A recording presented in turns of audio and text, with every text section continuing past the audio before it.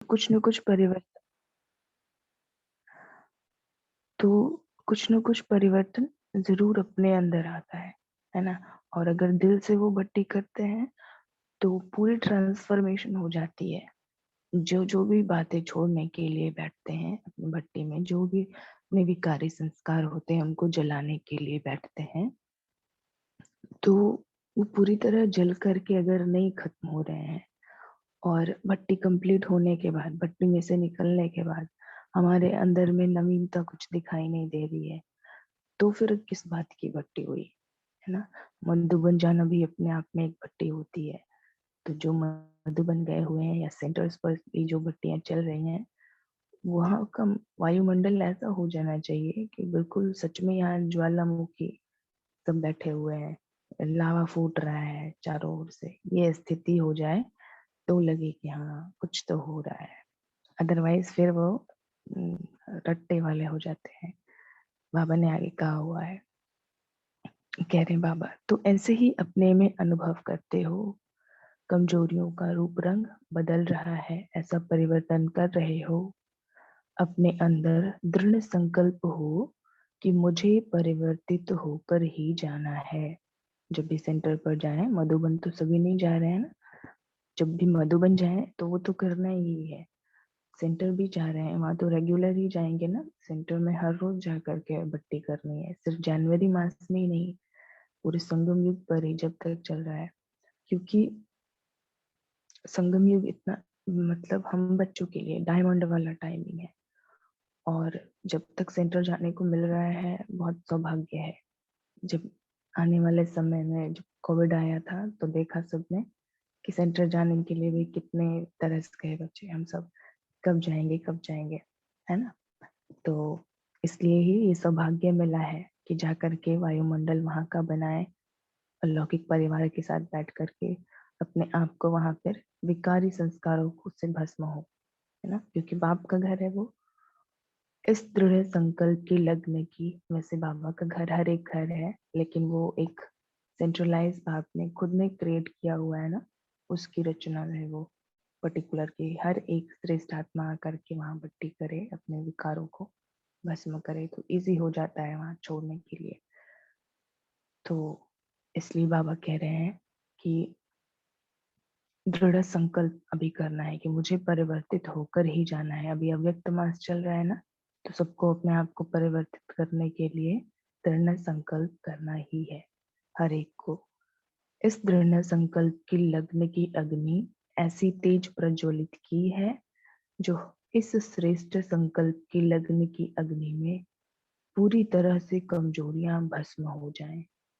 अगर आग तेज नहीं होती है, तो ना पहला रूप रहता, ना परिवर्तन वाला रूप रहता है, बीच में ही अधूरा रह जाता है।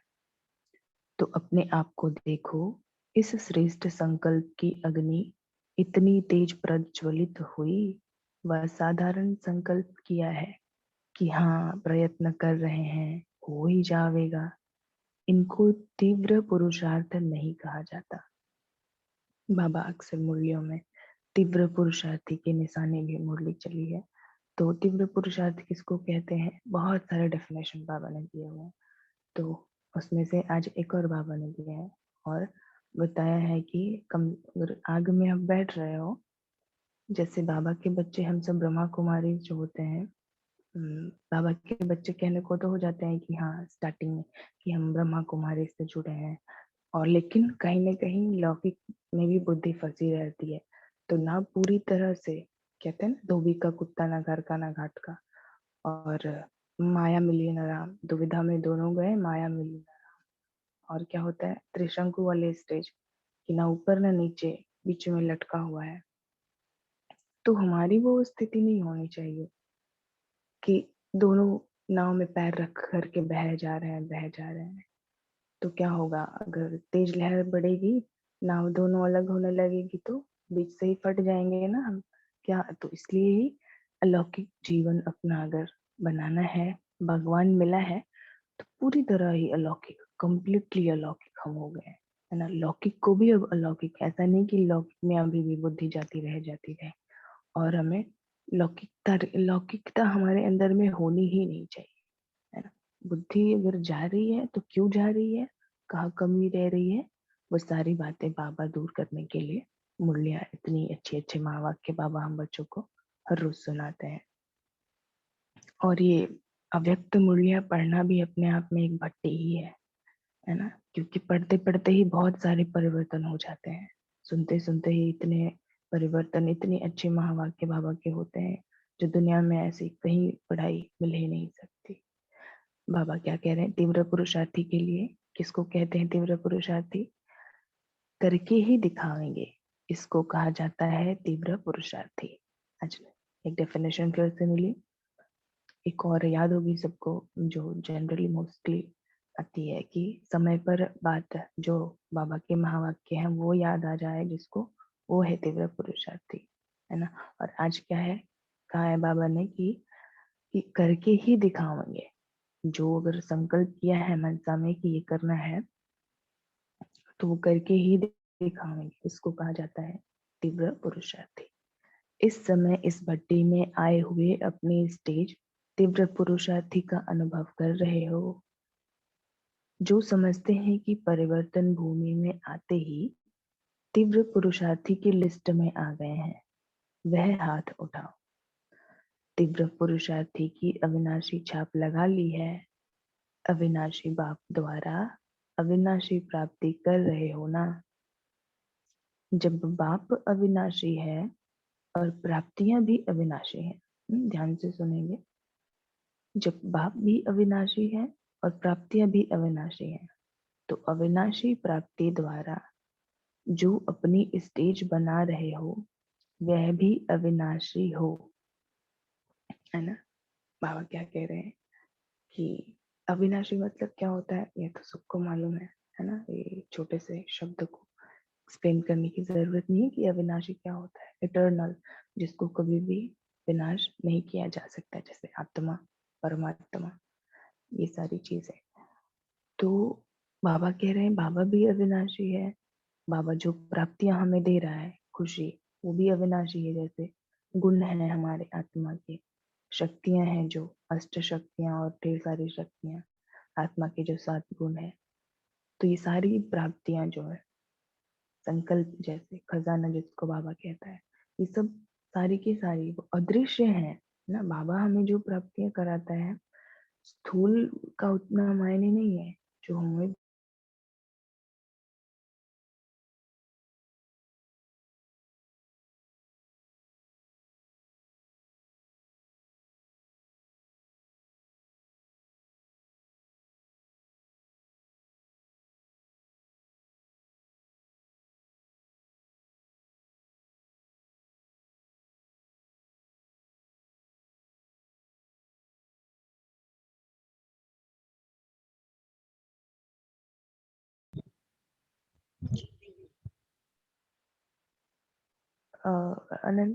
मनन भाई डिस्कनेक्ट हुआ था क्या?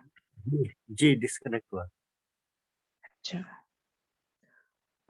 वॉइस चली गई। अच्छा अच्छा। तो बाबा कह रहे हैं कि हाँ, हो सकता है इंटरनेट का इशू हो गया। तो बाबा कह रहे हैं अपनी हिम्मत अपने, इतनी हिम्मत अपने में समझते हो कि अपनी शुभ वृत्ति द्वारा प्रवृत्ति को, परिस्थिति को, प्रकृति को बदल सकते हो। अगर अपनी वृत्ति श्रेष्ठ है तो इसके आगे प्रवृत्ति व परिस्थिति कोई भी प्रकार का वार कर नहीं सकती। कितनी अच्छी बात है ये, हम बच्चों के लिए कितनी रिलैक्सिंग है ना, कि दुनिया चिल्ला रही है कि ये क्या हो रहा है। आजकल तो न्यूज़पेपर, ये सारी चीजें बिल्कुल बाबा हम बच्चों को कब से मना करके रखा हुआ है, लेकिन फिर भी कुछ बातें सुनने में जो आ जाती हैं तो लगता है कि दुनिया क्या चल रहा है दुनिया में, है ना। और बाबा ने सच में हम बच्चों को कहाँ से कहाँ निकाल करके कितनी अच्छी श्रेष्ठ स्थिति में रखा हुआ है। तो बाहर के, सबने देखा होगा कि बाहर के जो आत्माएं हैं, लौकिक आत्माएं हैं, ज्ञान में नहीं है या ध्यान ये सारी चीजें नहीं करते हैं थोड़ा भी, तो वो परिस्थितियों को इतना दोष दे रहे हैं आजकल। क्या हो रहा है, हर समय एक दूसरे को ब्लेम करने में लगे हुए हैं। है ना, प्रकृति को दोष दे रहे हैं, परिस्थितियों को दोष दे रहे हैं, अपने ऊपर ध्यान ही नहीं जा रहा है कि मुझे अपने अंदर अपनी ही वृत्ति को चेंज करनी है।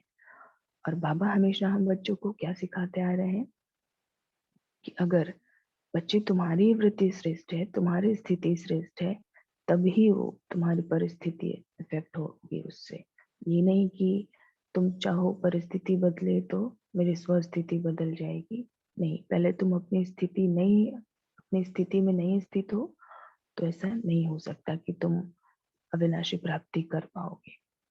तो कितना सहज है, ये सहज ही है ना। इसमें कोई बहुत बड़ी बात नहीं होती है। अगर भगवान कह रहा है और वो साथ है, सबसे बड़ी बात है कि वो हमारे साथ है, हर पल हर क्षण वायदा किया हुआ है। तो फिर इतनी मुश्किलात नहीं होनी चाहिए हमें अपनी वृत्ति को श्रेष्ठ बनाने में। अगर मुश्किलात हो रही है, दैट मीन्स कि हमें कहीं ना कहीं अभी बुद्धि बाहर की तरफ फंसी हुई है।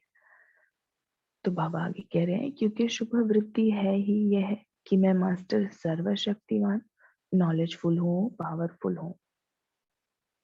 300 मान दे दिया बाबा ने बैक टू बैक। मास्टर सर्वशक्तिवान हूँ, नॉलेजफुल हूँ, पावरफुल हूँ। माइक ऑन कीजिए, सभी एक साथ बोलेंगे। मैं मैं मास्टर मास्टर सर्वशक्तिवान सर्वशक्तिवान नॉलेजफुल हूँ, नॉलेजफुल पावरफुल पावरफुल हूँ। मैं मास्टर सर्वशक्तिवान नॉलेजफुल हूँ पावरफुल हूँ। मैं मास्टर सरस्वतीवान। सब ऐसे नहीं बोलना होता है, एक रस बोलना होता है।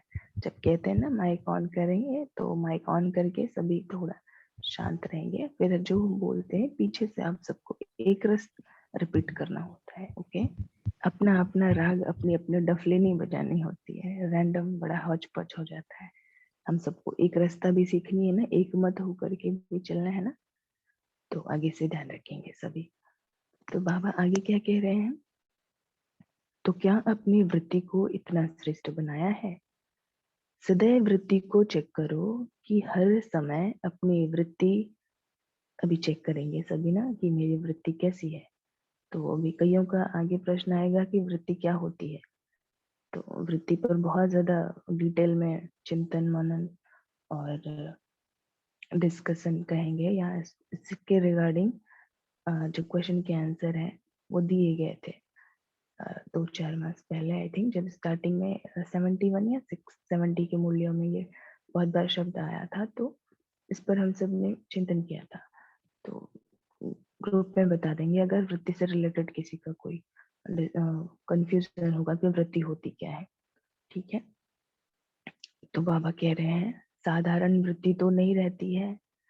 वृत्ति को, अच्छा इन शॉर्ट अगर समझे वृत्ति क्या है, तो हम जो कुछ भी संकल्प कर रहे हैं, हमारी जो भी भावनाएं हैं, उससे रिलेटेड जब वो हम संकल्प क्रिएट कर रहे होते हैं, तो हमारा जो ऑरा बन जाता है उसके रिगार्डिंग, है ना। अगर बहुत ही हमारी पवित्रता की बहुत ही धारणा है, मनसा वाचा कर्मणा हम एकदम पवित्र हैं, तो हमारी जो वृत्ति होगी, ऑरा जो हमारा होगा, सर्कल जो होगा ना, वृत्त, उससे कनेक्ट कर लेंगे।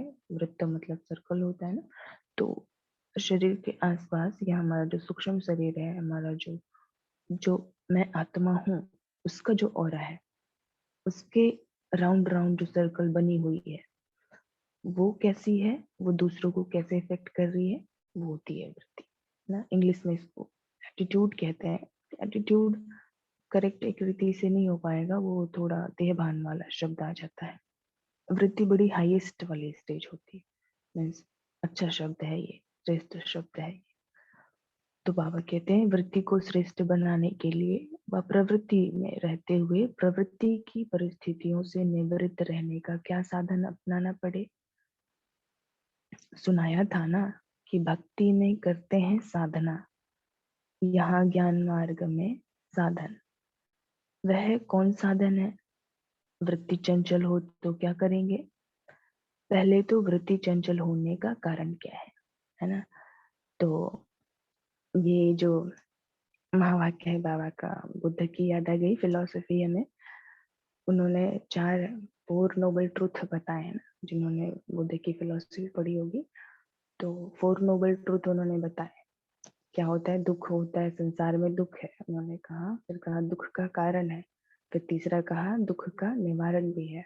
और चौथा बताया निवारण के 8 मार्ग हैं। फिर उन्होंने सम्यक दृष्टि, सम्यक वाचा, ये राइट मतलब हमारे जो गोल है, हमारे जो संकल्प है, हमारी जो मनसा है, जो भी दृष्टि जैसी हमारी है वो बिल्कुल करेक्ट हो, सत्य हो, असत्य ना हो। ये सारी बातें बुद्ध ने फिर बताई हुई थी। तो वो भी तो आत्मा इस समय ज्ञान ही ले रही होगी, हो सकता है। तो यहीं से कुछ कुछ बातें ले लिया है बाबा की, है ना, ये सारी बातों पर फोकस कर लिया है। तो पहला क्या है, बाबा ने कहा है कि सबसे पहले चेकिंग तो करनी पड़ती है ना, कि अगर हमारी वृत्ति चंचल हो रही है, जैसे बुद्ध ने कहा हुआ है कि दुख है तो दुख का कारण है, जरूर है, और क्या कारण है उसको ढूंढो पहले, है ना। सबने पूछा कि भाई आत्मा है कि नहीं, बुद्ध जी बताइए। तो उन्होंने कहा कि आत्मा परमात्मा होगी नहीं होगी वो बात की बात है ना। अभी जो 8 मार्ग हैं या फिर जो 4 नोबल ट्रूथ है ना, त्रिपिटक उनकी बड़ी अच्छी किताब है। तब बुद्धिज्म तो सबने पढ़ी नहीं होगी, बट ये ओवरऑल जो नॉलेज है बुद्ध की फिलॉसफी, महावीर की फिलॉसफी, उन आत्माओं को पढ़ करके ऐसा लगता है कि ये बाबा का ही तो ज्ञान है ना कहीं कुछ कुछ बातें उन्होंने उठाई हुई हैं। तो कारण वहाँ दिया हुआ है। और अभी बाबा हम बच्चों को क्या बता रहे हैं, इतने सालों से बताते आ रहे हैं हर एक बात। जो ध्यान से पढ़ते होंगे ना मुरली और फॉलो करते होंगे, तो इसके बाद जो कुछ भी पढ़ेंगे, है ना, बाहर की बातें मीन्स फिलोसफी जो भी धार्मिक है या आध्यात्मिक है आत्माएं उनकी, तो एकदम करेक्ट कनेक्ट हो जाएगी कि बाबा के ही तो ये महावाक्य है, ये तो बाबा के ही महावाक्य है। और हम बच्चों को तो बाबा ने कितने सरल शब्दों में ये सारी बातें बताई हुई हैं, और ये कितनी कॉम्प्लिकेटेड वे में बता रहे हैं। तो और बहुत खुशी होती है कि हम सबको भगवान मिला है। इनसे ज्यादा हाईएस्ट नॉलेज तो अभी बच्चों के पास ही है। आगे बाबा बता रहे हैं महिमा बच्चों की, बहुत दावा कर रहे हैं। मन भाई म्यूट करेंगे जिनका म्यूट रह जा रहा है गलती से।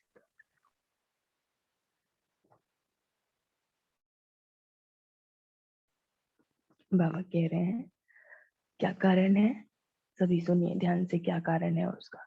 वृत्ति चंचल व साधारण होने का कारण यही है कि जो आने से ही पहला व्रत लेते हो, व प्रतिज्ञा करते हो, उनसे नीचे आ जाते हो। कौन सा व्रत है वो आगे बाबा बता रहे हैं।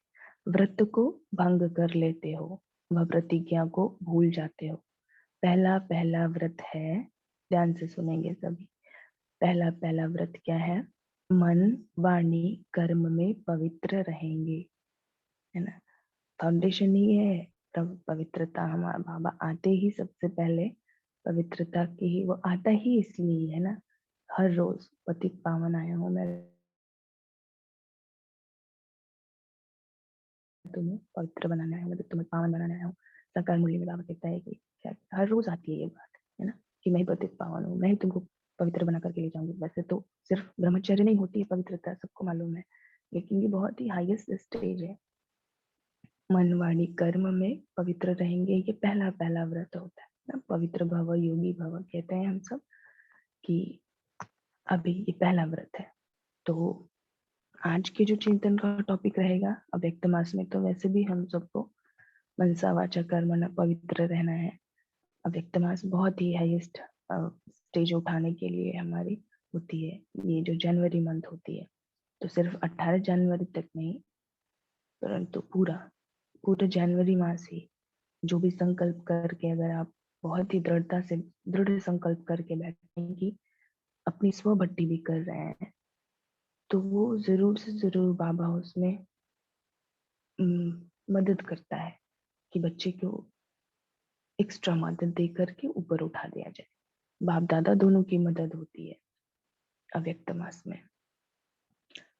प्लस पॉइंट मिलते हैं इस मास में, जो बच्चे अच्छे पुरुषार्थ में लग जाते हैं। तो क्या है पहला पहला व्रत? हाँ, तो आज के जो चिंतन का टॉपिक रहेगा पवित्रता रहेगा, है ना। इसको भी समझना बहुत जरूरी है, ठीक है।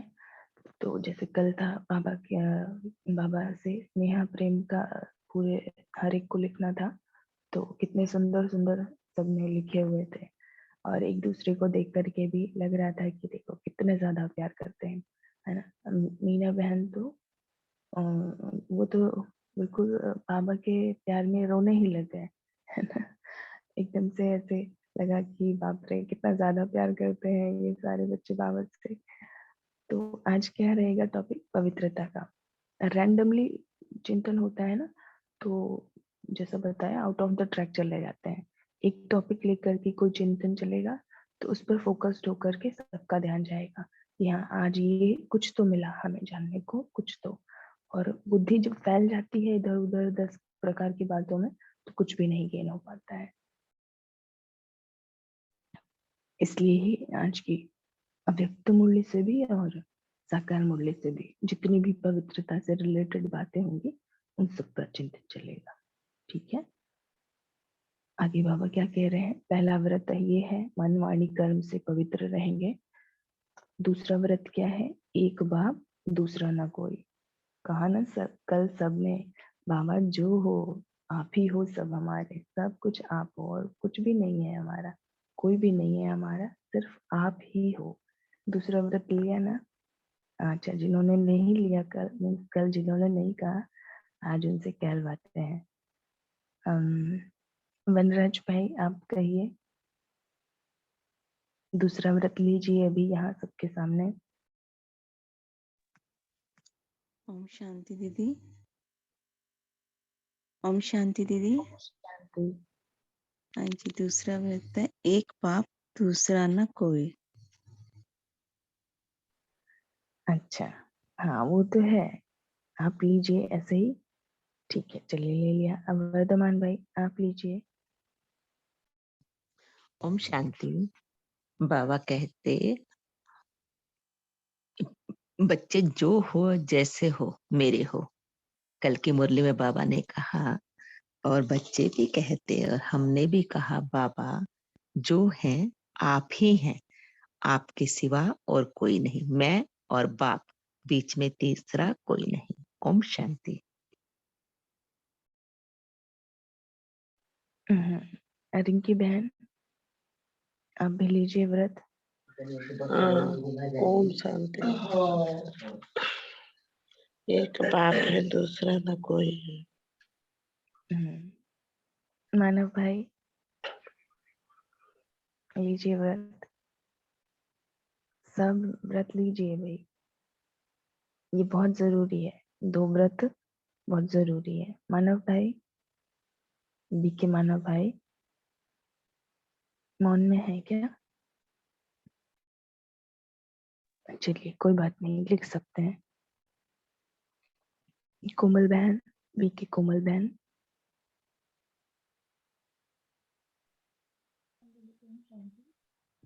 व्रत लीजिए, बाबा जो हो आप सब कुछ मेरे, आप ही हो मेरे, सब कुछ आप हो। वैसे तो बाबा ही ऑनेस्टली सब कुछ है, बट मैं से मतलब जब तक वो प्रैक्टिकली हुआ नहीं है लाइफ में, तब तक मैं से बाबा से झूठ नहीं बोल सकती, क्योंकि वेट वेट, ऐसा नहीं है कि झूठ बोल रहे हैं यहाँ कोई भी। बाबा जब आता है धरती पर कहता है कि बच्चे तुम पवित्र हो, और हम भी सो मान लेते हैं कि हाँ मैं परम पवित्र आत्मा हूँ, तो क्या हम झूठ बोल रहे होते हैं? या फिर क्योंकि विकारी तो रहते हैं हम सब, पहली बार जब अगर सेंटर जाते हैं या मधुबन जाते हैं तो निर्विकारी होकर के नहीं जाते हैं, और जो भी हम सब सो मान लेते हैं क्या वो सब झूठ लेते हैं? और बाबा इतनी बड़ी बड़ी हम सबको सम्मान देता है, इतने बड़ी नजरिए से देखता है, जो कुछ भी हम कह रहे होते हैं, है ना, ये झूठ बोलना नहीं होता है, ये दृढ़ संकल्प करना होता है कि मैं अपने को परिवर्तन कर रही हूँ, मैंने अपने आप को भट्टी में डाला हुआ है।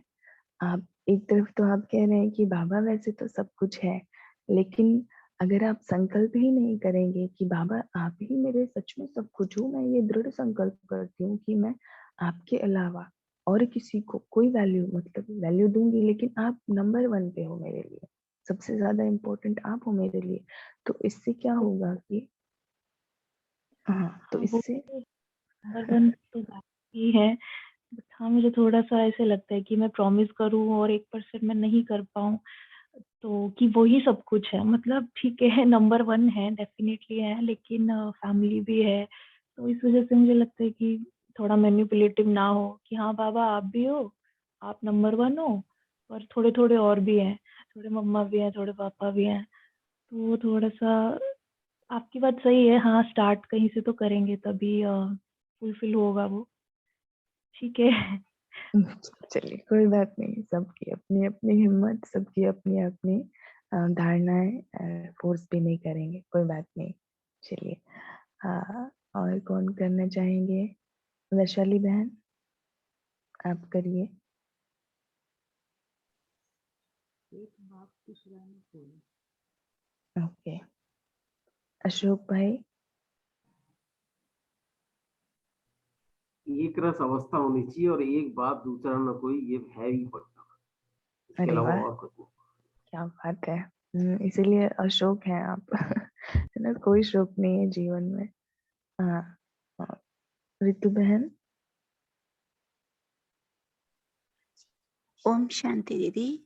मैं बाबा की, बाबा मेरा, उसके सिवा कोई नहीं। सबसे पहले वही है और वही है, उसके बाद में कोई है। ओम शांति। अरे वाह! आपको आवाज़ से भी बिल्कुल लग रहा है। ध्रुति बहन?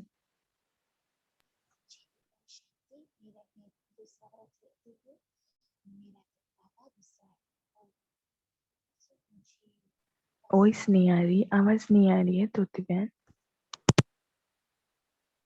अब आ रही? हाँ जी। जी दीदी जी, मैं दूसरा व्रत लेती हूँ। एक बाबा दूसरा ना कोई। और दीदी जी मुझे थोड़ा डिफिकल्टी से मैं पूछ सकती हूँ? हाँ जी। जी दीदी जी, ये पहला व्रत है, मन वाणी कर्म में पवित्र रहेंगे। तो ये जो मन वाणी कर्म में पवित्र रहेंगे, ये तीनों ही सब्जेक्ट मुझे बहुत ही ज्यादा डिफिकल्ट लगती है, और उसमें भी सबसे ज्यादा वाणी में डिफिकल्टीज बहुत लगती है, क्योंकि वाणी में मैं बहुत अपवित्र रहती हूँ दीदी जी। अच्छा, अब शब्द बोल देते हैं। ठीक है, आज चिंतन चलेगा इस टॉपिक पर, मनसा वाचा कर्मणा, तीनों रीति से हम कैसे पवित्र बन सकते हैं, है ना? ठीक है, तो मूल्यों की स्टडी वैसे तो बहुत सारे इसके मतलब विस्तार में बहुत जाना पड़ेगा। मनसा वाचा कर्मणा को पवित्र कैसे रखना है, काफी डिटेल हो जाएगी, तो फिर आगे की जो मुरली है वो रह जाएगी। बाकी ग्रुप में होता है ना, वहाँ जब चिंतन स्टार्ट होगा तो आपके सारे क्वेश्चन के आंसर मिल जाएंगे। और हर एक इतने ज्ञानवान है यहाँ पर आत्माएं कि हर एक को बहुत अच्छे अच्छे आंसर मालूम है, खुद को भी मालूम होता है ना। तो चिंतन करेंगे उस पर, बाकी आपको प्रश्न के उत्तर मिल जाएंगे। ठीक है, अभी कौन कर रहे हैं? मानव भाई करिए फटाफट, जिन्होंने हैंड रेज किया है, फिर आगे बढ़ते हैं।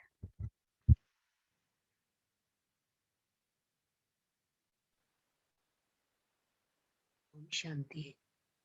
हम्म, मैं जब रितु बहन ने बोला तो वही मैं सेम बोलने वाली थी, लेकिन बाबा ने जैसे मेरे शब्द कैच करके उनके अंदर भर दिए। सेम वही मैं बोलने वाली थी, मैं बाबा की और बाबा मेरा।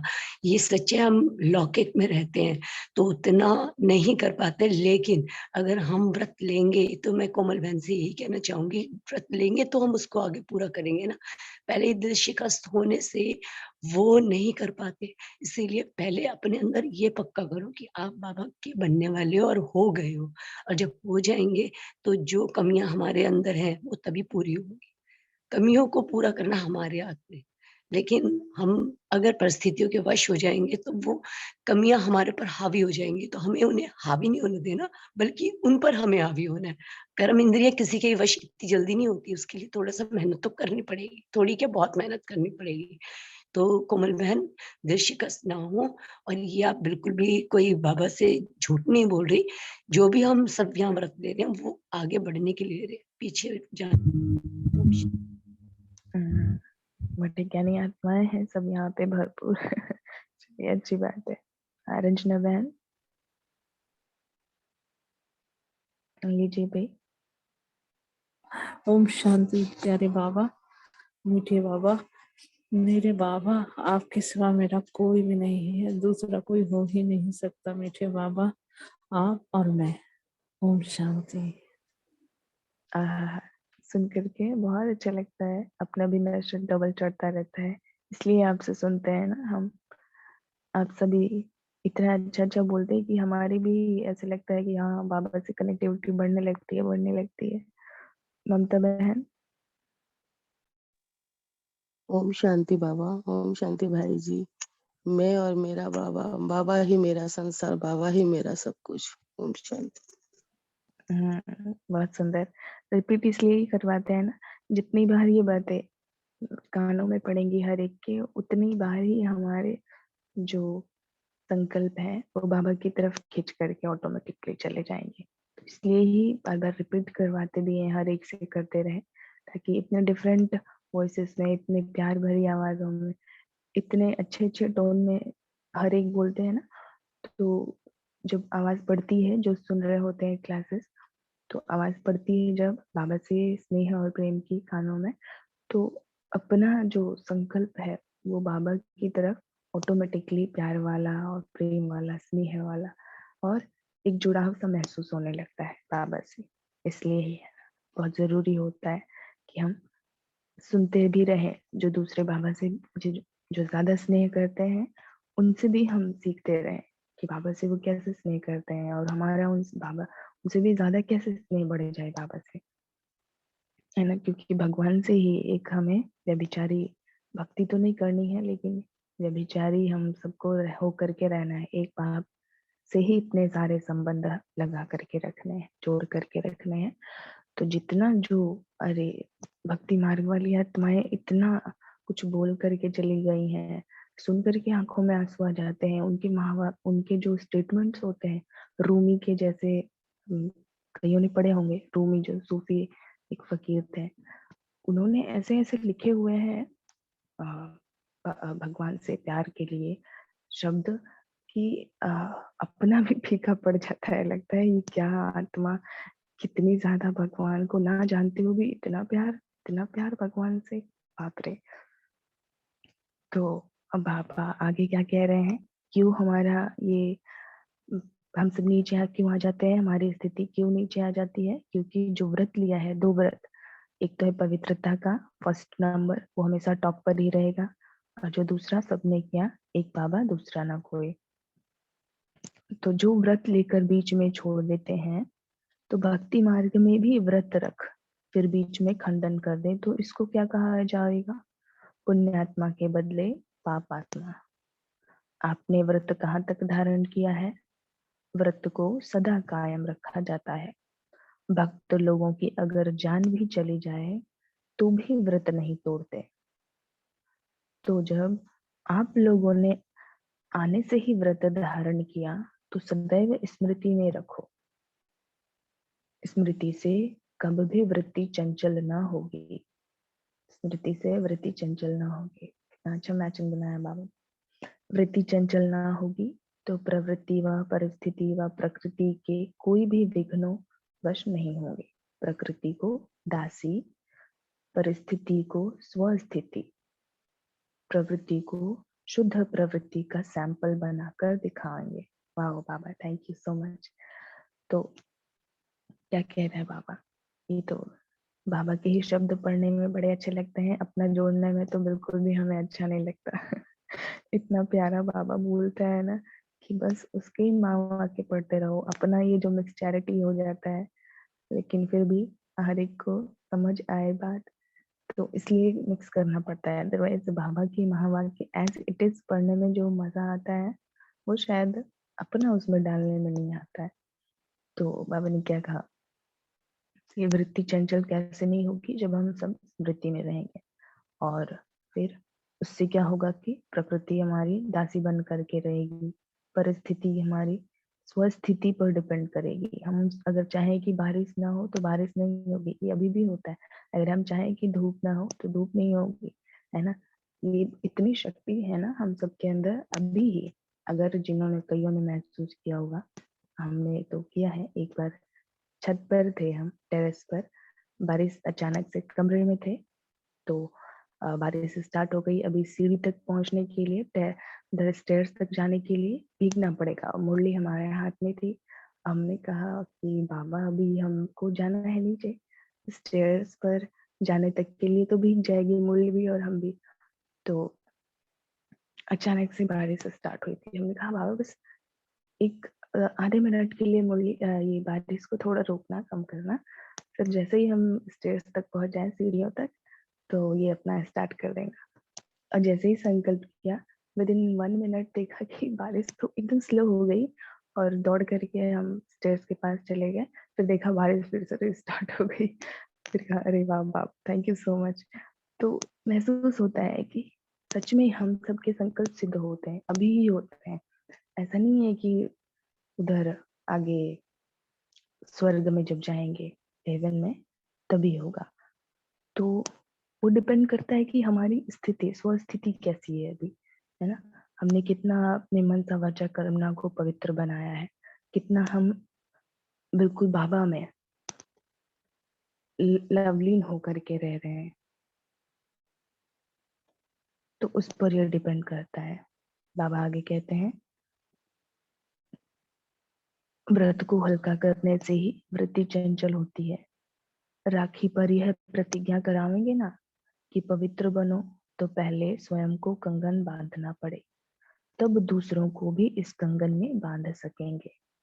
जिनको राखी बांधते हो वह पवित्र बनते हैं, वह व्रत लेते हैं, इतनी हिम्मत भी नहीं रखते। बाबा बात कर रहे हैं शायद टीचर्स से, सेंटर पर जो समर्पित है उनसे। जाते हैं ना दीदियां सेवाओं पर, जाते हैं राखी बांधने के लिए अक्सर। तो बाबा कह रहे हैं कि आप जिनको राखी बांधते हो पवित्रता की धारणा करने के लिए, क्या वो व्रत रखते हैं? ये हिम्मत ही नहीं रखते कि ये तो आए कह के चले गए, इनका काम जाने, ठीक है गिफ्ट कुछ इनको दे दो, चाहिए होगा, आए होंगे इसी तरह। तो कारण क्यों है कि वो क्यों नहीं पवित्र बनते हैं, या क्यों नहीं व्रत लेते हैं, या हिम्मत ही क्यों नहीं कर पाते हैं? उसका क्या कारण है, बाबा बता रहे हैं। पहले बांधने वाले स्वयं व्रत में रहते हैं। बाबा पूछ रहे हैं, पहले बांधने वाले स्वयं व्रत में रहते हैं। मनसा में कोई भी अपवित्रता अगर आ जाती है तो पूरा व्रत कहेंगे। इस कारण जितनी बांधने वाले में कमी है, तो जिसको बांधते हो, राखी की बात कर रहे हैं बाबा, जिसको बांधते हो उन्हों के ऊपर भी इतना आपकी पवित्रता के आकर्षण का प्रभाव नहीं पड़ता है। कितना क्लियर स्पष्ट बाबा ने बता दिया। एक रीति रस्म के माफिक सर्व संदेश लेते हैं कि इन्हों का यह रहस्य है, व्रत नहीं लेते। क्यों?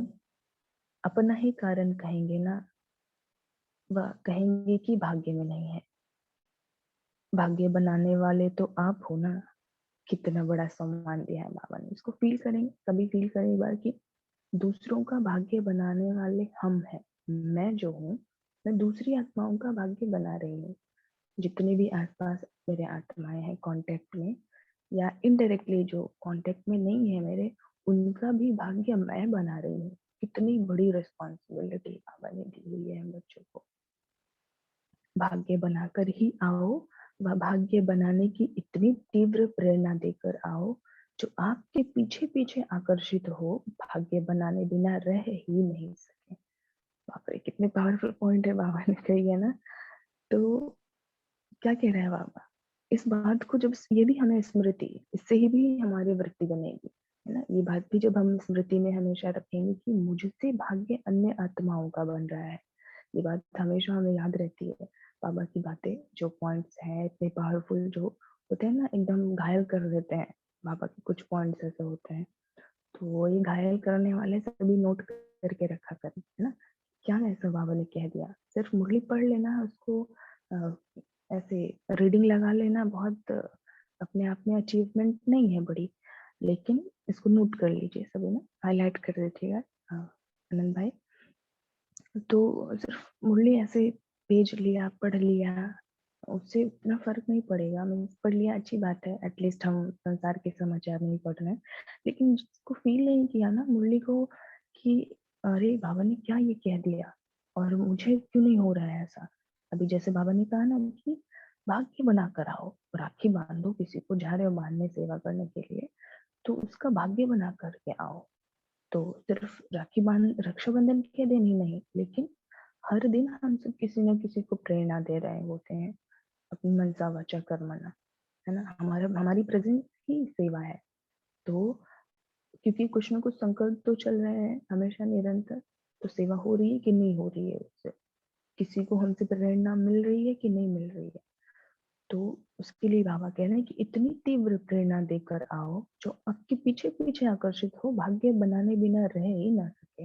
और दूसरी आत्माओं का भाग्य बनाना ये बहुत बड़ी अचीवमेंट होती है अपने लिए, भाव उसके लिए प्लस पॉइंट मिलते हैं, बाबा कहता है।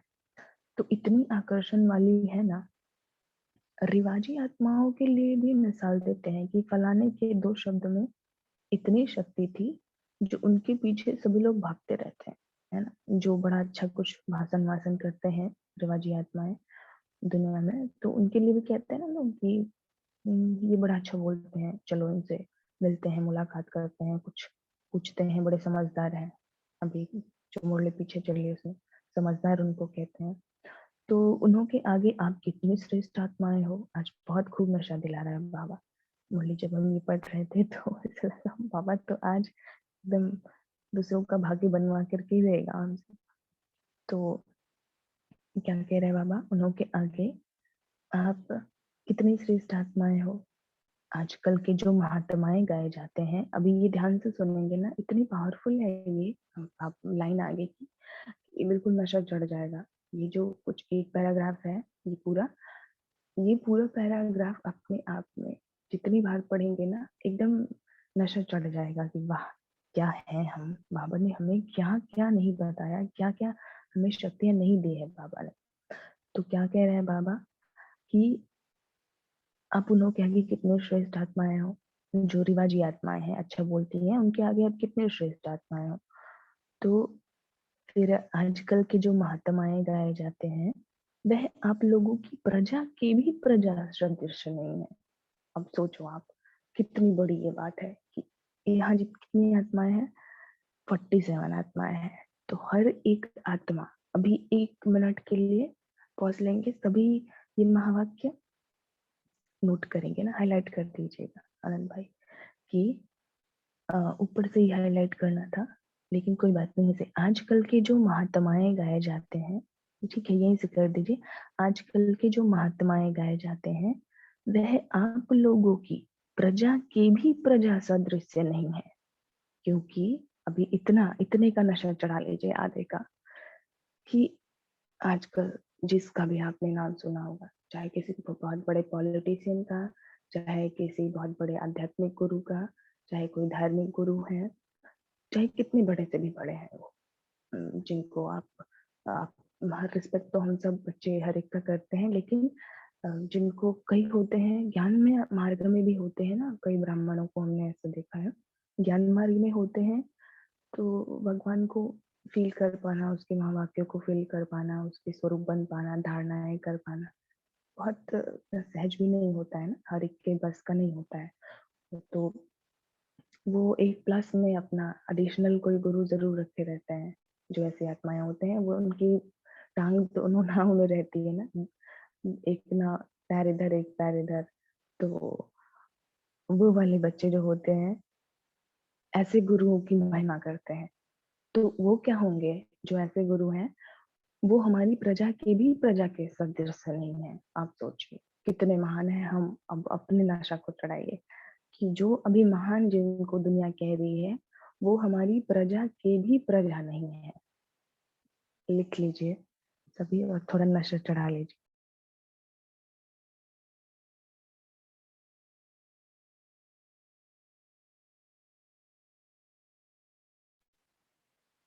चढ़ गया होगा सबको। अभी तो समय हो गया, लेकिन ये कंप्लीट कर लेते हैं। क्योंकि स्वर्ग के अधिकारी तो नहीं बनते हैं ना, आपकी प्रजा की भी जो प्रजा होगी वह स्वर्गवासी तो होंगे ना। यही तक आज करेंगे, है ना। तो बाबा ने क्या कहा पूरा स्टेटमेंट, आजकल के जो महात्माएं गाए जाते हैं वह आप लोगों की प्रजा के भी प्रजा के सदस्य नहीं है, क्योंकि स्वर्ग के अधिकारी तो नहीं बनते हैं ना।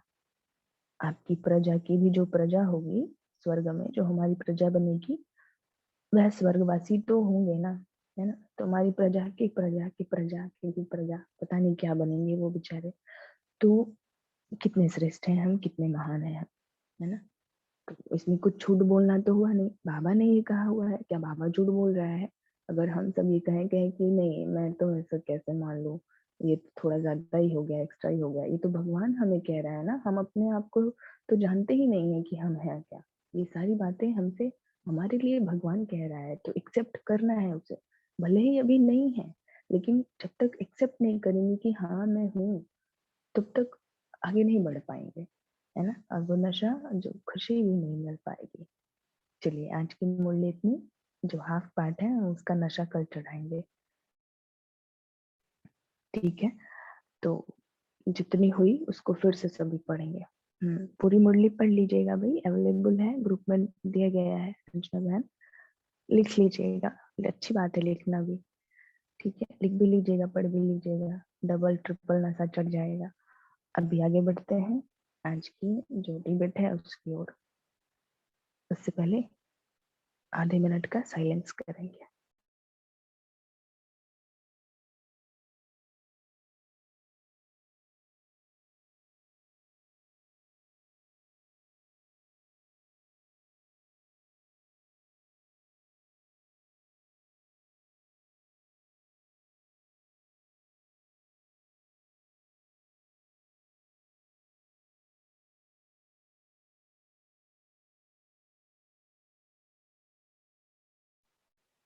रेडी सभी डिबेट के लिए? 45 2 लेफ्ट हो गए भाई।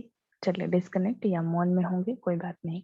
जितने हैं रहम दिल के हैंड रेज कीजिए, टास्क मतलब दिया जाता है डिबेट के लिए अभी।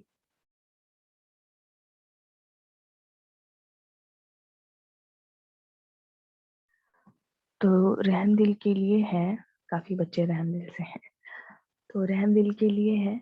इन दो शब्द बाबा ने यूज किए हुए हैं आज की जो मुरली है उसमें, साधन और साधना, है ना। शायद आज नहीं हुआ लेकिन कल होगा। तो साधन और साधना, दो बातें बाबा ने कही हुई है और बहुत बार हम सब ने सुनी भी हुई है। तो वो रहमदिल के बच्चों को ये बताना है कि साधना ज्यादा इम्पोर्टेंट है, मतलब इम्पोर्टेंट तो दोनों है, लेकिन आपको कन्विंस करनी है इस बात पर कि साधना ज्यादा इम्पोर्टेंट है, साधन नहीं। और जो नेक्स्ट है सहनशील के लिए, उनके लिए है कि साधन ज्यादा इम्पोर्टेंट है, पहले साधन फिर साधना। और रहम दिल के लिए है कि पहले साधना फिर साधन। चलिए गीतेश भाई, पहले साधना आपके लिए है, कन्विंस कीजिए। ओम शांति भाई जी।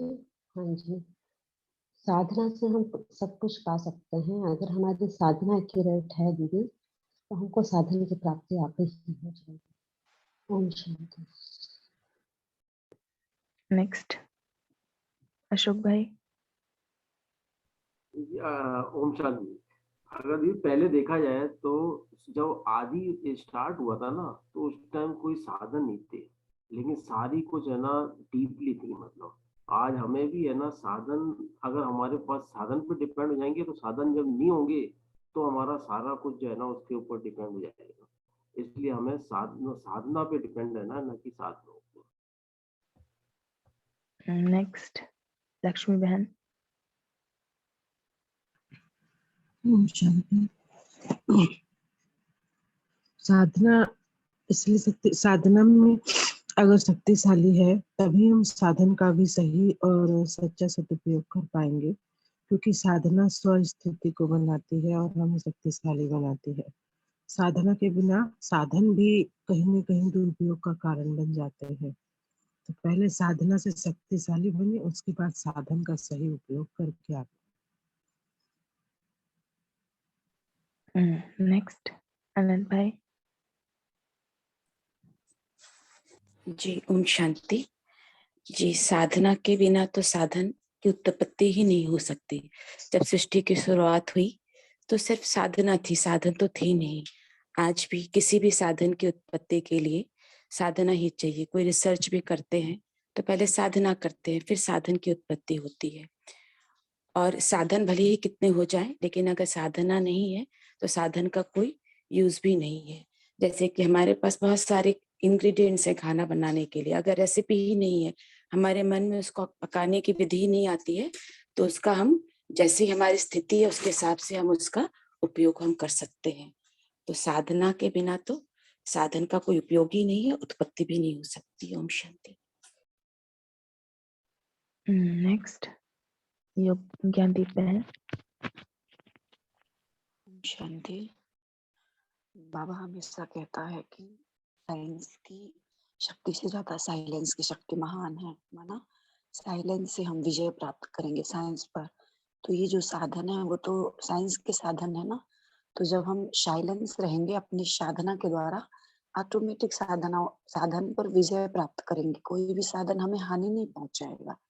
तो निश्चित रूप से साधना इम्पोर्टेंट है। ओम शांति। नेक्स्ट योगिता बहन।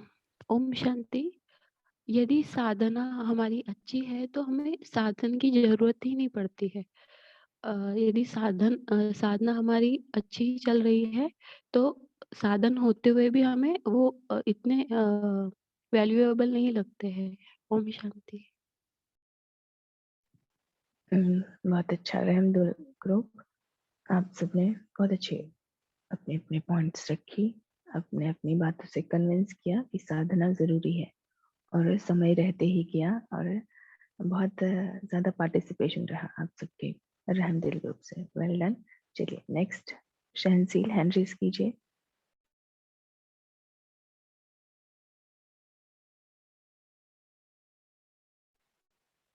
हाँ बताइए मोनिश भाई, जस्ट ऑपोजिट। ओम शांति।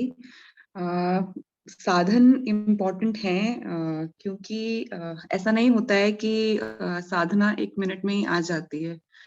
बाबा का घर होता है, वहां पर कोई निमित्त आत्मा वो ज्ञान देने के लिए होती है, तब साधना आती है। 1 दिन में ही साधना नहीं आती है। दूसरा, साधनों का बेनिफिट ये है कि आजकल कोरोना टाइम में इंटरनेट में कितने बाबा के बच्चे बने, और जो बाबा ने विश्व कल्याणकारी बनने का बोला, जो पहले एक एक सेंटर से बच्चे बनते थे और जो अब इंटरनेट से इतने सारे एक साथ बने, वो साधनों की वजह से ही बने।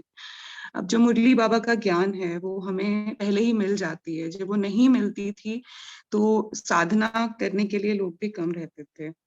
और आप इमेजिन करिए कि बहुत शोर हो रहा है और आप कैसे कंसंट्रेट करेंगे, कैसे योग लगाएंगे। तो ऑब्वियसली आपको एक एनवायरनमेंट चाहिए जिस एनवायरनमेंट में आप साधना कर सकते हैं, योग कर सकते हैं, प्रकाश दे सकते हैं। ओम शांति। नेक्स्ट मधुबन। ओम शांति। आजकल के इस मशीनी युग में मनुष्य इतना साधन पे डिपेंड हो गया है कि वो साधना तो करना चाहता है, परंतु साधन के अभाव में वो साधन करना ठीक से नहीं कर पाता है। अगर मनुष्य के पास वही एक्यूरेट साधन मिल जाए तो वो सही से साधना भी कर पाएगा और मतलब अपना शरीर भी ठीक से रख सकते हैं। जैसे एग्जाम्पल के रूप में बोल सकते हैं, जैसे इंजीनियर तो है पर उसके पास घर बनाना चाहता है, पर उसके पास एक्यूरेट सीमेंट बालू वगैरह नहीं है, तो वो घर भी नहीं बना पाएगा। ऐसे। ओम शांति। नेक्स्ट नंदी भाई।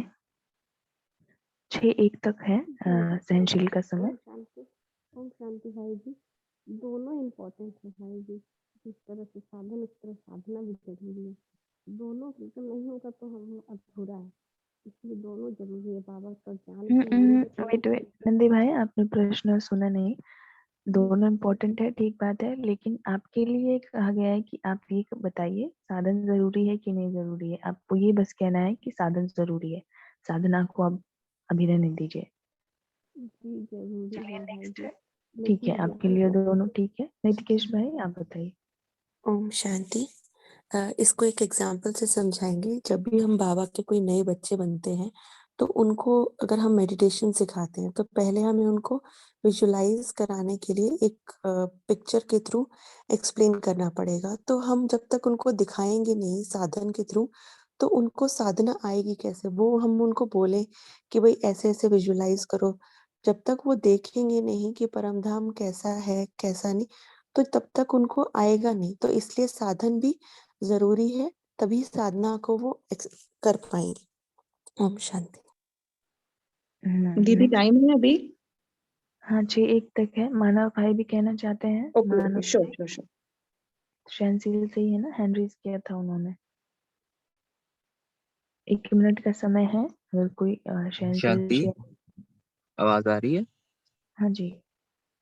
हाँ जी। जी साधन तो अच्छा, नेटवर्क इश्यू है लगता है। कोई बात नहीं। चलिए, समय भी ओवर हो गया। हर्षित मुख, नेक्स्ट हैंड रेज़ कीजिए। हर्षित मुख। क्या बात है, सब एकदम एक्सपर्ट हो गए हैं ना। शहनशील से भी बड़े अच्छे-अच्छे लॉजिक्स निकल कर के आए। चलिए, रहम दिल के जो टास्क था, साधना ज़रूरी है, वो हर्षित मुख के लिए समय आपका है 6:05 तक। रितु बहन बताइए। ओम शांति। साधना हमें सूक्ष्म की ओर इंगित करती है और साधन स्थूल है, और हमेशा स्थूल से सूक्ष्म भारी होता है, इसलिए साधना इम्पोर्टेंट है, साधन बाद में है। ओम शांति। नेक्स्ट, धृति बहन। ओम शांति। आवाज आ रही है? हाँ जी। हाँ जी दीदी। हाँ जी दीदी।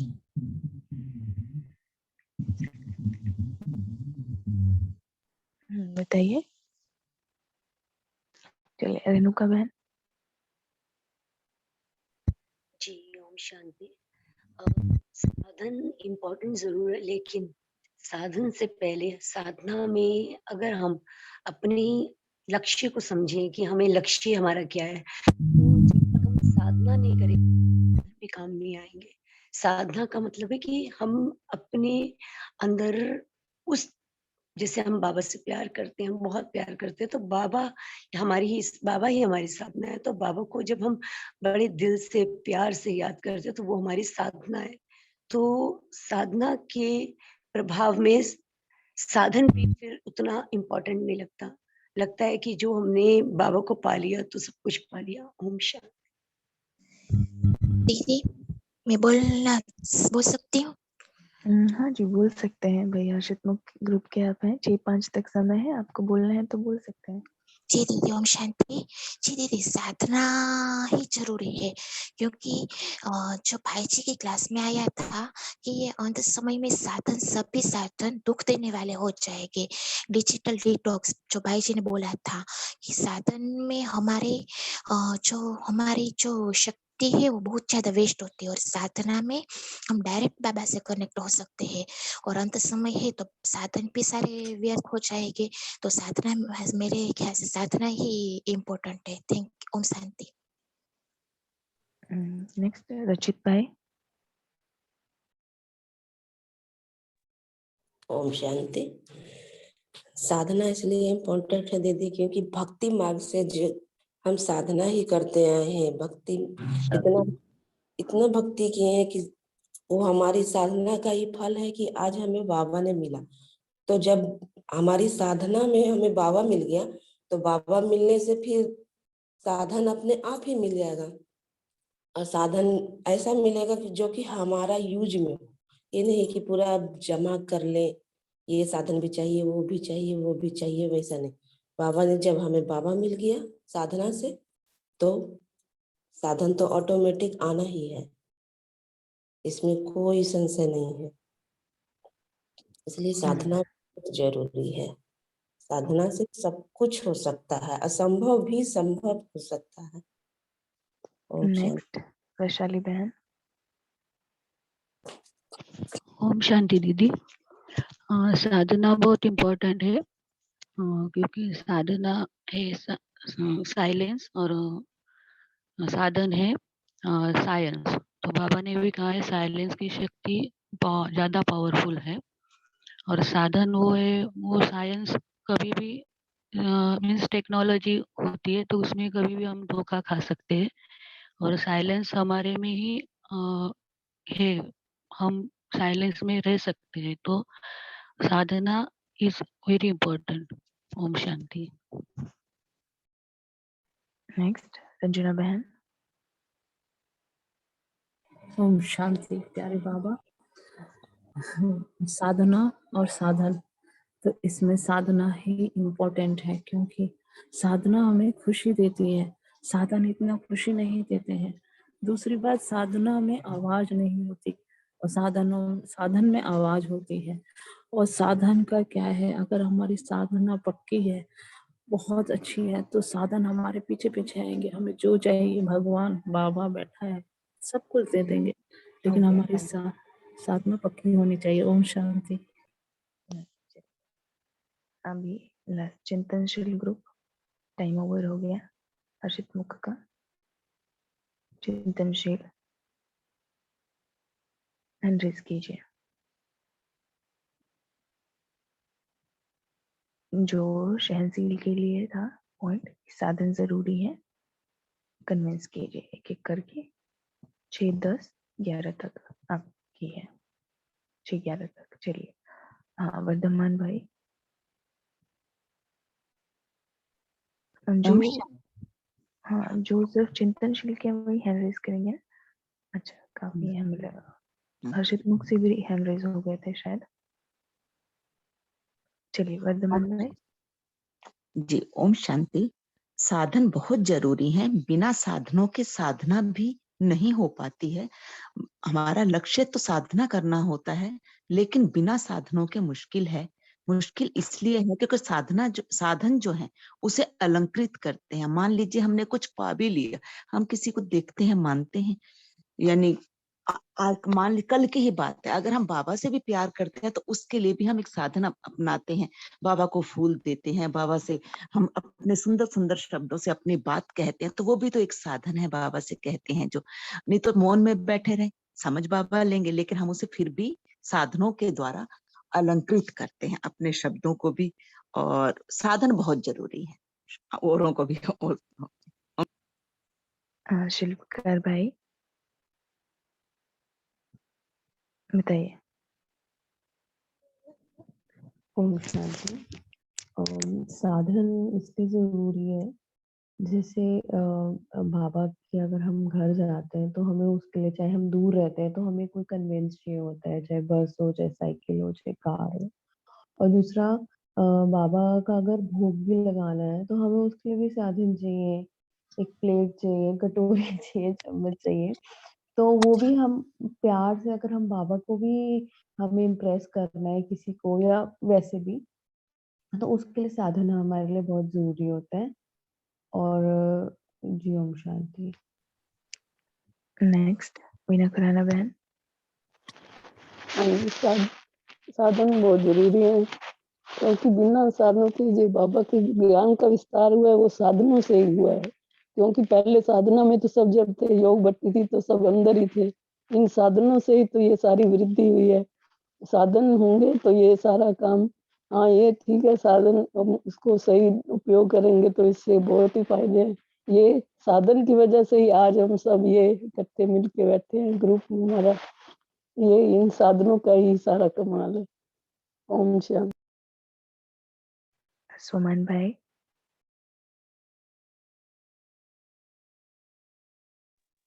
ओम शांति भाई जी। सबसे बड़ा साधन ही हमारा शरीर है, जिसके द्वारा आत्मा परमात्मा से मिलती है। तो साधनों का बहुत महत्व है। आज ये फोन है, ये भी एक साधन है जिसके द्वारा हम सब आपस में मिले हैं और कितनी अच्छी क्लास कर पाते हैं और बड़े बड़े भाई बहनों का अनुभव सुनते हैं। और ब्रह्मा बाबा भी एक माध्यम बने बाबा से जुड़ने के लिए। तो जो साधन है वो बहुत इम्पोर्टेंट है हमारी साधना और बाबा से जुड़ने के लिए। जो सेंटर का वाइब्रेशन होता है, धुबन है, सब। नेक्स्ट वनराज भाई। ओम शांति दी। दी साधन हमें चाहिए, साधना करने के लिए साधनों की बहुत जरूरत है। जैसे कि एक वाइब्रेशन से हमें जो हम घर में बैठ के नहीं हम वो वाइब्रेशन ले सकते, सेंटर्स जाके ले सकते हैं, तो ये एक साधन है हमारे लिए। तो हमें आप मतलब एक स्टेज तक तो हम साधना कर सकते हैं, लेकिन उसे इनहेंस करने के लिए, उसे और आगे बढ़ाने के लिए फिर साधनों की जरूरत पड़ती है। जी दीदी, ओम शांति। प्रिया बहन 1 मिनट है। ओम शांति। साधन भी इम्पोर्टेंट है, क्योंकि जब मैं ज्ञान में आई थी तो मैं मोबाइल फोन के थ्रू ही आई थी, मैंने कोर्स वगैरह किया था। और साधना भी इम्पोर्टेंट है और साधन भी, ऐसा मेरे को लगता है। ओम शांति। चलिए, हो गया चिंतनशील सभी। समय भी हो गया, 6:11 तक समय किया। अभी मार्किंग हो गई है सबकी। बताते हैं कौन सा ग्रुप आज विनर रहा। तो सबसे अच्छा जो, वैसे हर एक का सुनो तो ऐसा लगता है कि हाँ ये बात सही है, ये बात सही है ना। कन्विंसिंग करने लगते हैं जो बच्चे अपनी अपनी इतनी अच्छी अच्छी बातें रख करके। तो रहमदिल ग्रुप से अशोक भाई ने बहुत अच्छी अपनी पॉइंट रखी है, प्लस मिले हैं आपको। सहनशील से मीना मखीजा बहन और मधु बहन, आप दोनों ने बहुत ही अच्छे पॉइंट रखे हैं, प्लस प्लस आप दोनों को मिले हुए हैं। नंदी भाई का नेगेटिव में मार्किंग चला गया है, क्योंकि शायद आपने प्रश्न को सुना नहीं, तो मार्किंग नेगेटिव सहनशील से आज हुई है। नेक्स्ट हर्षित मुख में रचित भाई ने अच्छे पॉइंट रखे हैं, आपको प्लस मिले हैं। और रंजना बहन, आप दोनों को प्लस मिले हैं। और धुति बहन ने बताया, अब बाद में अच्छा काफी बताया आपने, बट स्टार्टिंग में आपने थोड़ा समय जो भी इंटरनेट या किसी भी वजह से थोड़ा सा डिस्कनेक्ट हुआ आपको, तो बीच में उससे रुकावट आई थी। माइनस नहीं है किसी का, हर्षित मुख में अच्छा था हर एक का, लेकिन थोड़ी सी ऑब्स्टिकल की वजह से रह गया हर्षित मुख। तो चिंतनशील में ये सोमान भाई आपने बहुत अच्छे अपने पॉइंट रखे थे। ये भी साधन है, ब्रह्मा बाबा भी साधन बना, एक रीति रथ बना, शिव बाबा का तबाह करके वो सुन साधना बाबा ने कराई। तो बहुत अच्छा, ये सोमान भाई आप बहुत अच्छे अपने पॉइंट्स रखते हैं। और कुछ आत्माएं बाबा के बच्चे हैं जो काफी मन छुपे वाले ज्ञानी हैं, गुप्त ज्ञानी हैं। तो और प्रिया बहन ने भी अच्छी अपनी पॉइंट रखी चिंतनशील ग्रुप से। तो वैसे सबसे ज्यादा हर्षित मुख से आंसर आए हुए हैं, 7 बच्चों ने पार्टिसिपेट किया हुआ है। और रहमदिल और चिंतनशील से 6 हैं, सहनशील से 5 हैं। तो आज के जो विनर ग्रुप है वैसे हर्षित मुख ही है, काफी अच्छा हर्षित मुख की प्रेजेंटेशन आज रही हुई है। ठीक है, तो कॉन्ग्रेचुलेसन हर्षित मुख ग्रुप। और बाकी जिन्होंने बहुत अच्छे आंसर दिए हुए हैं, है ना, और जिन्होंने अच्छे आज के अपनी कन्विंसिंग पॉइंट बहुत अच्छी रखी है, जो अशोक भाई ने रहमदिल से, और मीरा बहन और मधु बहन शहनशील से, चिंतनशील से सोमान भाई और प्रिया बहन, आप दोनों ने बहुत अच्छे पॉइंट रखे हुए हैं। तो well done, very well done आप सब, बहुत अच्छा। अब तो सभी लग रहा है एक्सपर्ट बन गए हैं डिबेट में, एकदम टाइमली कवर भी कर ले रहे हैं सभी, है ना।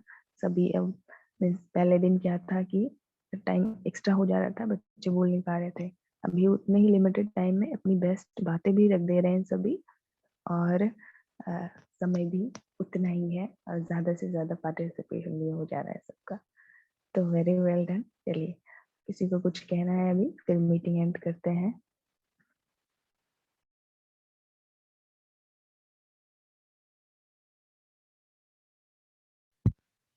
शांति। ये जो आपने सॉरी, जो कहना चाह रही हूँ शब्द मुंह में नहीं आ रहा। ओम शांति। अच्छा सोच लीजिए भाई, और किसी को कुछ कहना है, मतलब हो जाता है कभी कभी। हाँ अशोक भाई क्या कहना चाहते हैं? ये बढ़िया है जो हम बार बार जो लिखते हैं ना अपने स्लोगन या वरदान, तो ये वास्तव में हमारी वृत्ति बन जाती है और यही सारा लास्ट तक का पूरा पार्ट पूरा कर देता है हमारा। ओम शांति। राइट, और कोई कुछ कहना चाहते हैं?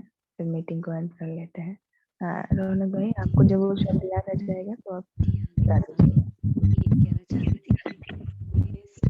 अगेंस्ट और फेवर, उससे हमारा चिंतन का भी पता चलता है कि हम कितना चिंतन कर रहे हैं, कितना नहीं कर रहे हैं, हमें अपनी कमियां भी पता चल रही हैं।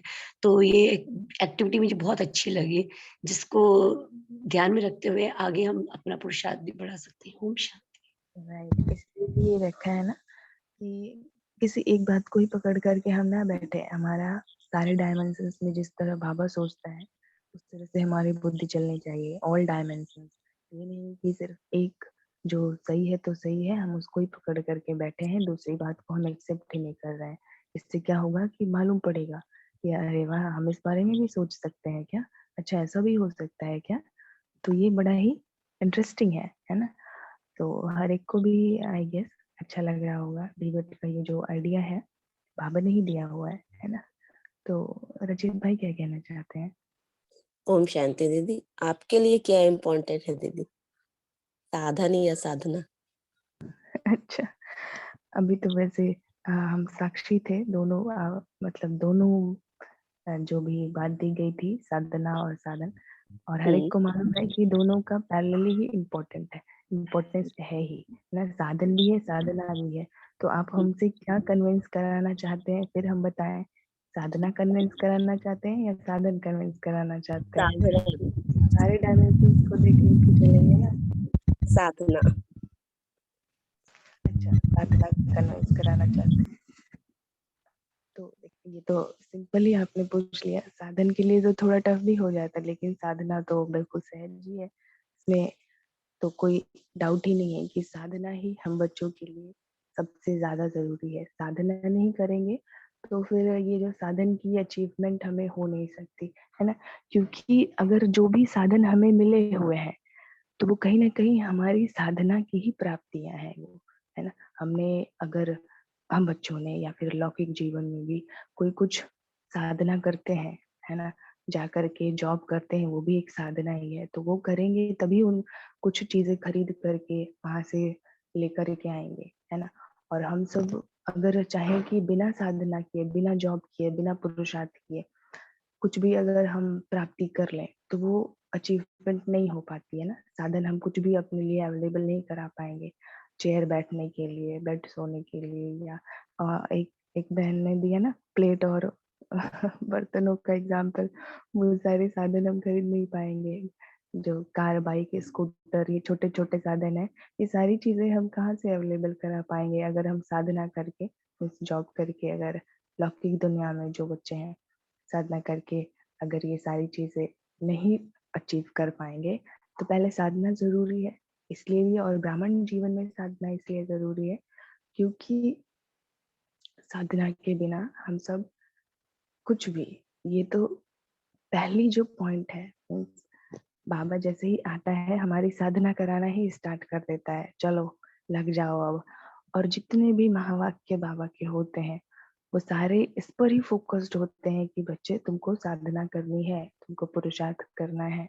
ऐसा नहीं है कि तुमको, बाबा ने कल कहा ना मुरली में, अभी चली मुरली कल की, जो भी अवेलेबिलिटी होती है, आपको जो भी मिलता है वो आपके पुरुषार्थ की प्राप्तियां है ना। तो पुरुषार्थ करना मीन्स साधना करना, तपस्या करना। तो जो भी हम करते हैं सबसे पहले जरूरी होता है कि हमें साधना करनी है ना। साधन को एकदम दूर फेंक देना है, पहले साधना ही करनी है। तो ये रही कन्विंसिंग कि साधना जरूरी है। अभी दूसरे पर भी आप सबको फिर आगे कभी कराएंगे। अभी तो इस पर प्लस में बोला, हाँ साधना जरूरी है। अभी इंस्टेंटली आपको फिर बोलना होगा कि नहीं, साधना नहीं, अब साधन को जरूरी बना दो, वो बोलो।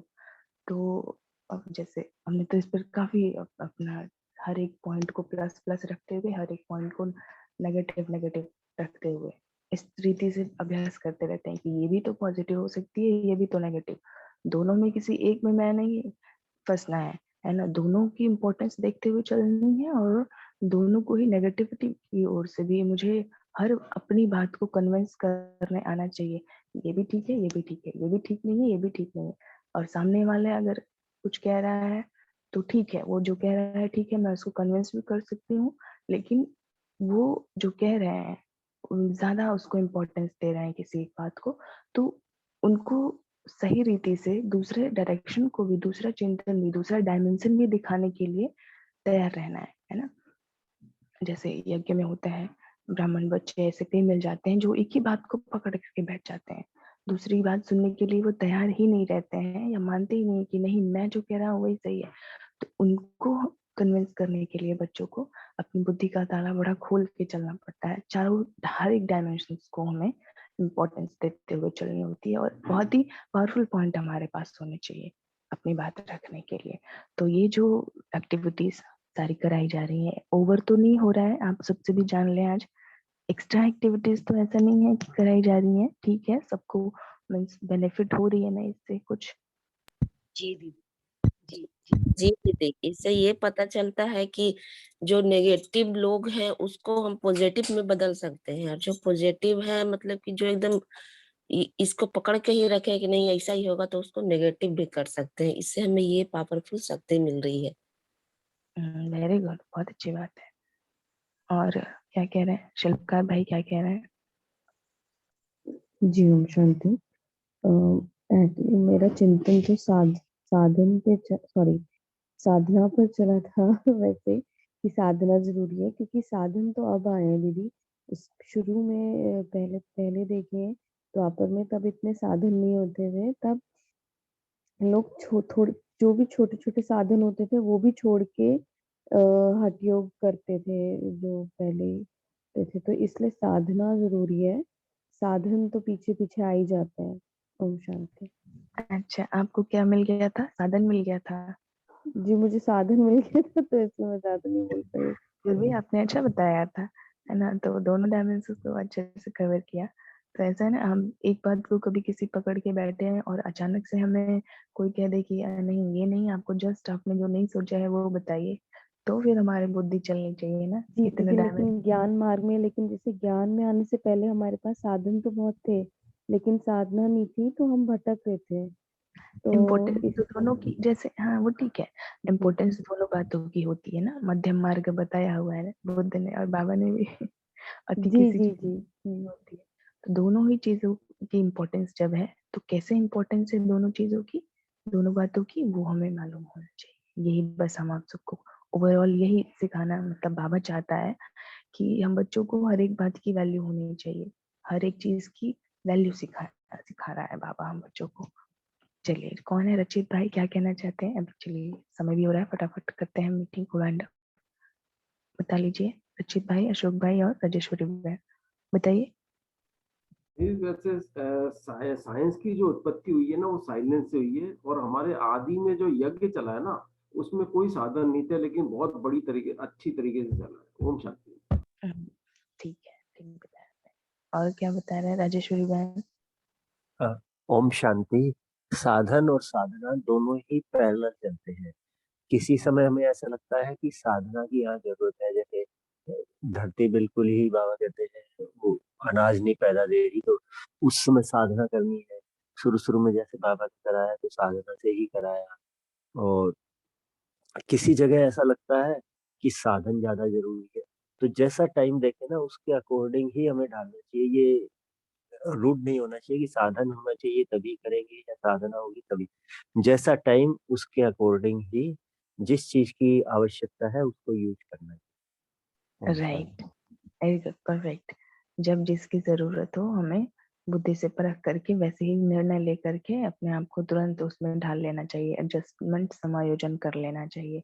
यही बाबा हम सब बच्चों को सिखा रहा है कि किसी भी एक बात को पकड़ करके बैठेंगे तो बहुत दुख हो जाएंगे, दुखी होंगे।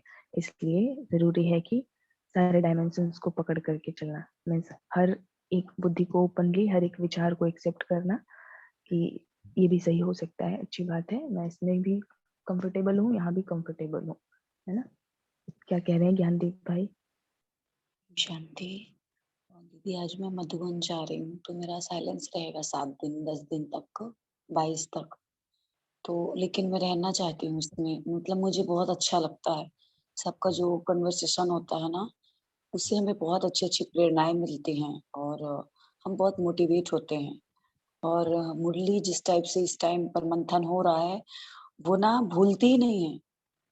मतलब हमने मतलब नोटिस किया है जो 3 दिन से मुरली हो रही है, वो भूल नहीं रही है, कुछ भी नहीं भूल रहा है, क्योंकि हम टाइम भी दे रहे हैं ना, एक मुरली को 2 दिन 3 दिन का टाइम दे रहे हैं, एज वेल एज उसको हम किस तरीके से डिबेट एंड एग्जाम्पल के थ्रू हम उसको एक्सप्लेन कर रहे हैं, तो वो एकदम मेमोरी में छप रही है।